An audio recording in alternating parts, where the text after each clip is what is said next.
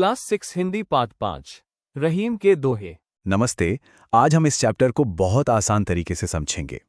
रहीम के दोहे सुनने में शायद थोड़े मुश्किल लगते हों, लेकिन असल में इनके अंदर जो बातें हैं छिपी है ना, वो हमारी आम जिंदगी से बहुत गहराई से जुड़ी हैं। तो चलिए बिना किसी देरी के शुरू करते हैं। इससे पहले कि हम सीधे दोहों पर आएं, एक नजर डालते हैं रहीम के परिचय पर। आखिर ये महान बातें लिखी किसने हैं? तो देखिए, रहीम 16वीं शताब्दी के एक बहुत ही मशहूर कवि थे। इन्होंने अपनी कविताएं मुख्य रूप से अवधी और ब्रज भाषा में लिखीं। और सबसे दिलचस्प बात जानते हैं, वो रामायण और महाभारत जैसे महान ग्रंथों के भी बहुत अच्छे जानकार थे। मतलब उनका ज्ञान सच में बहुत विशाल था। चलिए अब हम अपने पहले और बहुत ही जरूरी विषय की तरफ बढ़ते हैं, जो है वाणी और व्यवहार। हमारे शब्द कैसे असर डालते हैं, आइए देखते हैं। अब इस दोहे को देखिए। रहीमन जीवा बावरी कही गई सर्ग पाताल, आप तो कहीं भीतर रही जूती खात कपाल। इसे पढ़ने में भले ही थोड़ा अजीब लगे, लेकिन इसका मतलब एकदम सटीक है। रहीम कहते हैं कि हमारी जीभ तो बावरी यानी पागल है, कुछ भी उनका सीधा बोलकर अंदर छिप जाती है। अब यहां एक शब्द आया है कपाल। कपाल का मतलब होता है सिर, इंग्लिश में स्कल। जीभ तो बोलकर अंदर चली जाती है, लेकिन उसका खामियाजा हमारे सिर को भुगतना पड़ता है, यानी जूतियां सिर पर पड़ती हैं। इसलिए सोच समझकर बोलना बहुत जरूरी है। आगे बढ़ते हैं।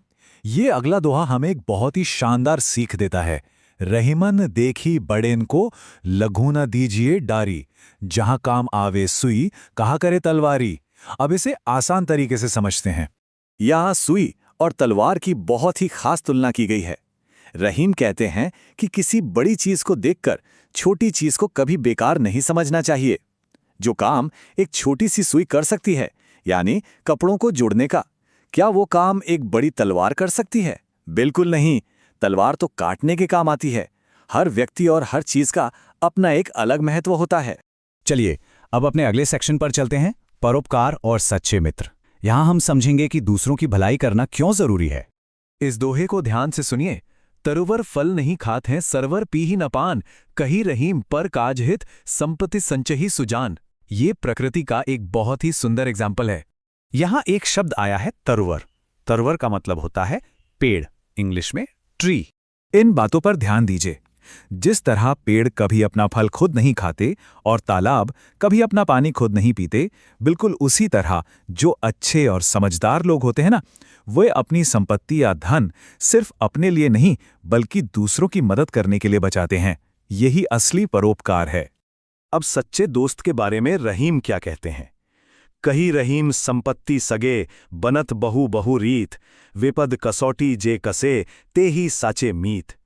ये बहुत ही काम की बात है। इसे इस तरह समझिए, जब हमारे पास पैसा होता है, अच्छा समय होता है, तो बहुत से लोग हमारे दोस्त बन जाते हैं। लेकिन जो विपत्ति में यानी बुरे समय में हमारा साथ देता है, वही हमारा असली दोस्त होता है। सच्चा मित्र वही है जो मुश्किल वक्त की कसौटी पर एकदम खरा उतरे। अब हम आते हैं अगले विषय पर, रिश्तों का महत्व। हमारे आपसी संबंध कितने नाजुक होते हैं, इस पर रहीम ने एक बहुत ही लोकप्रिय दोहा लिखा है। रहीमन धागा प्रेम का मत तोड़ो छिटका, टूटे से फिर न मिले मिले गांठ परी जाए। ये दोहा शायद हम सबने कभी न कभी जरूर सुना होगा। यहां एक जरूरी शब्द है छिटका। छिटका का मतलब होता है झटके से तोड़ना, इंग्लिश में स्नैप। इसका सरल अर्थ ये है कि प्रेम का नाता एक नाजुक धागे जैसा होता है।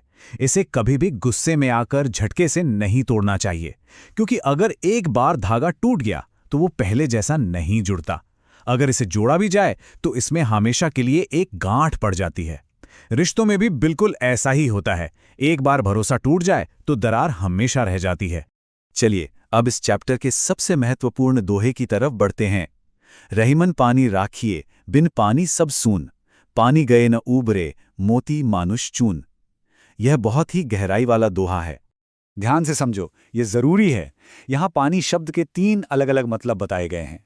पहला, मोती के लिए पानी का मतलब है उसकी चमक, चमक गई तो मोती बेकार। दूसरा, मनुष्य के लिए पानी का मतलब है सम्मान या इज्जत, इज्जत गई तो इंसान का जीवन बेकार।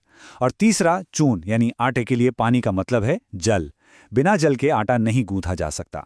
एक ही शब्द है, लेकिन स्थिति के हिसाब से 3 अलग अलग अर्थ। अब हम एकदम आखिर में आ गए हैं। जो कुछ भी हमने समझा उसे परीक्षा के जरूरी बिंदु के नजरिए से देख लेते हैं। इन बिंदुओं को बहुत ध्यान से समझिए। ये क्वेश्चन परीक्षा में आ सकता है। अक्सर एग्जाम में सुई और तलवार का एग्जाम्पल देकर छोटे बड़े का महत्व पूछा जाता है।